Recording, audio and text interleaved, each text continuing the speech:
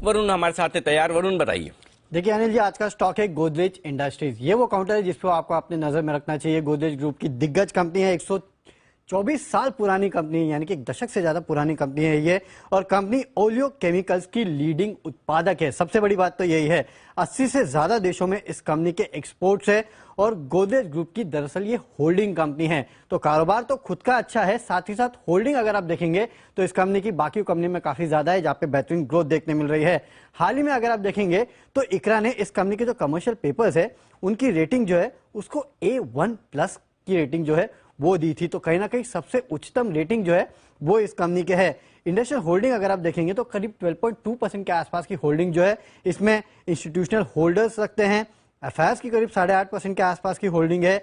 और डीआईएस जिसकी करीब 3.4% के आसपास की होल्डिंग है। और याद रखिएगा इसमें से एलआईसी करीब 2.1% के आसपास की होल्डिंग रखता है। देखिए एक कॉन्फिडेंस कंपनी में तब आता है जब प्रमोटर लगातार खरीदारी करते हैं। और इसमें देखिए मार्च 2019 में 61% के आसपास का हिस्सा था प्रमोटर का, जो अब बढ़ के करीब 67% के आसपास का हो चुका है। जैसे कि मैं कह रहा था कि होल्डिंग अगर आप देखेंगे गोदरेज कंज्यूमर में करीब 24%, गोदरेज प्रॉपर्टीज में 47%, एग्रोवेट में 62% के आसपास की होल्डिंग है। और होल्डिंग कंपनी को नो डाउट डिस्काउंट मिलता है 20%, 30% का, लेकिन ये कंपनी जो है करीब 67% डिस्काउंट पे ट्रेड कर रही है। तो एक तो खुद का कारोबार अच्छा, बाकी होल्डिंग कंपनी डिस्काउंट जो है काफी ज्यादा पे अवेलेबल है ये। तो वैल्यूएशंस अगर आप देखेंगे तो कंपनी के काफी आकर्षक है, और इसके लिए कहीं ना कहीं इस काउंटर को आपको अपने रडार पे रखना चाहिए।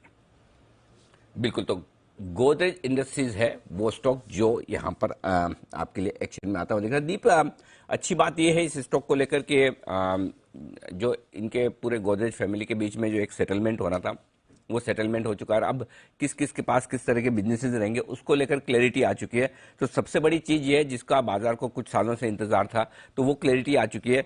ये पहले हमारा एसआईपी स्टॉक के तौर पर भी रह चुका है। मुझे लगता है कि उस लिहाज से ये एक बड़ा डेवलपमेंट हुआ है जो आपके लिए बहुत ही बढ़िया है। दूसरी बात है कि अच्छा खासा लैंड बैंक है मुंबई में, आपको पता ही है, one of the best real estate developers माने जाते हैं। ग्रुप कंपनी गोदरेज प्रॉपर्टी तो है ही, लेकिन गोदरेज इंडस्ट्री में इनके पास भी खुद का एक लंबा चौड़ा लैंड बैंक है।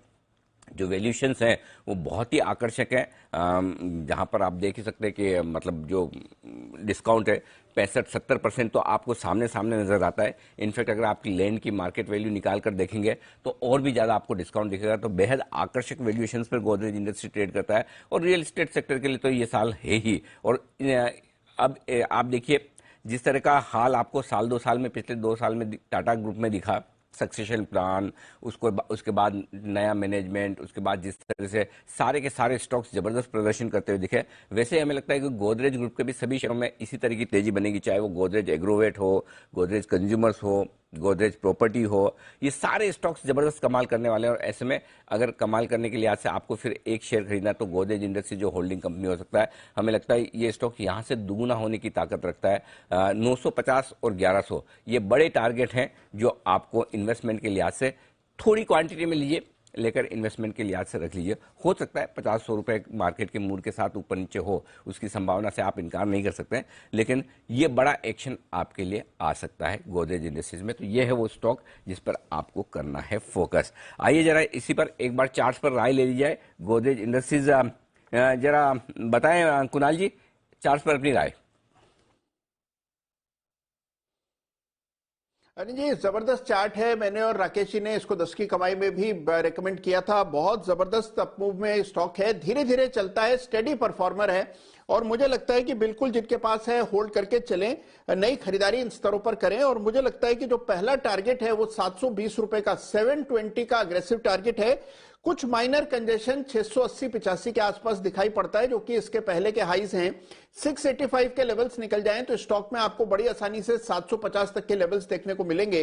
तो 750 का टारगेट होना चाहिए। मेरी राय में बिल्कुल इन स्तरों पर इसको अक्यूमुलेट करना चाहिए।